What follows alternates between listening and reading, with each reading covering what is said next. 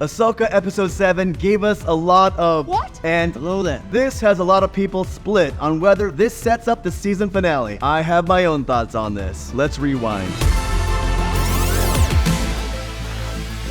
Ahsoka Episode 7 starts out inside the Senate hearing is Hera looking like she's on trial for a potential court-martial. And I really do feel that Senator Ziono may have business dealings with Morgan, as he is very resistant to have Hera investigate Thrawn's existence as a threat. That to me seems the most plausible. But then we get this. C-3PO makes an appearance. Hello there. You know what? I loved hearing Anthony Daniels reprise his role as the protocol droid as he announces he has a message from Leia Organa. And that takes us to our first... What? It would have been cool to have C-3PO start to read her message, and then just as the validity comes into play, at that moment, R2 comes in, plays a hologram message from Leia, played by Carrie Fisher, or we get our first glimpse of a live-action actress. What do you think about that one? Hello there. Honestly, I think she would make a great Leia. And what an intro that would have been to set up a new actor to play her. But I know doing that scene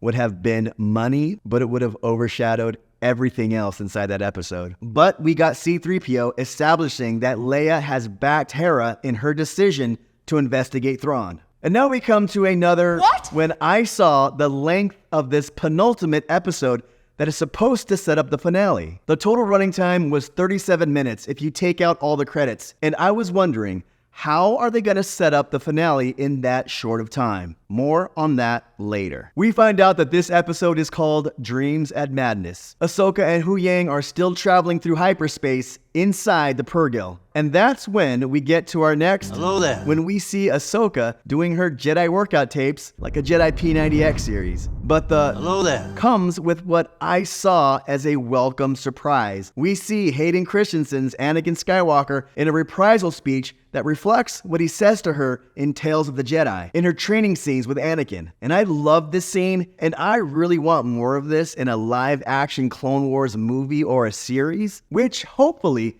Nick Gillard, who was the fight coordinator for the prequel movies, the fight scenes in Star Wars need him in my opinion. The person who coordinates Ahsoka, I'm sure she's talented. Her name is Ming Kwai. But this is her first job as a fight coordinator. It would have been nice to at least bring in Nick as a consultant to mix styles and know how to stage fights for film. But we see Ahsoka training, which was great fun to see. And it was nice to see Ahsoka's new white Jedi appearance. Anakin does mention their past foes like Grievous, Count Dooku, and even Asajj Ventress, who does have tie-ins with the Night Sisters and Mothers, so it makes sense that Asajj could be a threat to Ahsoka in the future. Ahsoka tells Hu Yang that Anakin made 20 more of these recordings, and she puts the one she was just playing into a wooden box. And I do think this is major foreshadowing, and that Thrawn may get a hold of this box and use its contents against Ahsoka. That's just how Thrawn rolls. He defeats his enemies by knowing their personal weaknesses. After the training, this takes me to my next... Hello there. We are finally starting to see snips come out as she messes around with Hu Yang, and we get that great Ahsoka smile and personality. This soon turns to seriousness when Ahsoka and Hu Yang drop out of hyperspace, still inside the Purrgil Wells, but now they're being attacked. They ended up in a minefield. It tells me that Thrawn has saved his resources instead of sending a Star Destroyer and Starfighters to intercept them. I thought that was great, and I thought that deserves a... Hello there. It's a great touch and something that we haven't really seen in Star Wars. I was expecting some of them to be exploding like seismic charges, but no, none. But nonetheless, it was a great tactical move by Thrawn, and tells me that his resources are very limited, and we get to see some of Ahsoka's great piloting skills. It almost reminded me of a Star Tours ride, the way that the scene ended, and the music cue on the end of that was perfect. That felt like Star Wars. Dave does know his Star Wars. Hu Yang and Ahsoka do get met by Starfighters and chased into the ring of debris, which we found out in an earlier episode, it's actually the remains of Purrgil who have migrated there to die. I thought that was a great touch. Ahsoka loses the Starfighters and another... Hello there. She uses the bones of the Purrgil to hide the ship, much like Han Solo in the asteroid field in The Empire Strikes Back. But when she tries to locate Sabine by reaching out to the Force, the Night Mothers are able to sense this and use their powers to track her exact location. Hello there. I thought that this was a great way to show that not only can light side Force users intercept messages and feel the Force, dark side users can also feel this energy, which harkens back to why Obi-Wan didn't use the Force while in exile. Yoda was shielded by the light and dark energy that Dagobah created, but that's for another video.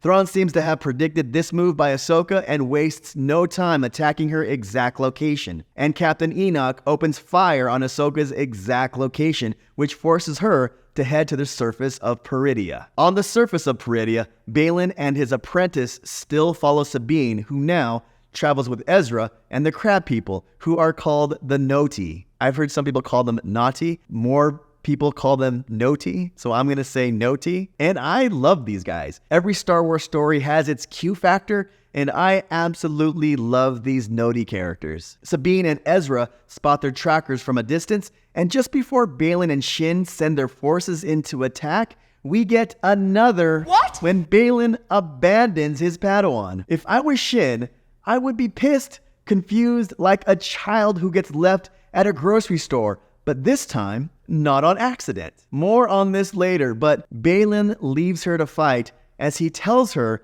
that their ambitions lie on separate paths. Baylan has become one of my favorite characters to spawn out of this whole series, as we don't know his true intentions. I have heard all the theories, but until we see it on the screen, I am very intrigued as to what his endgame is. If Baylan has maintained some of the ways of the Padawan and Master tradition, Shin has probably been with Baylan since she was a youngling, since there was no Yoda or Jedi Order to take on younglings and hand them over to a Jedi when they reach a certain age. If this is so, I can only wonder what Shin is going through and how this is going to affect her decisions in the next episode and in the near future.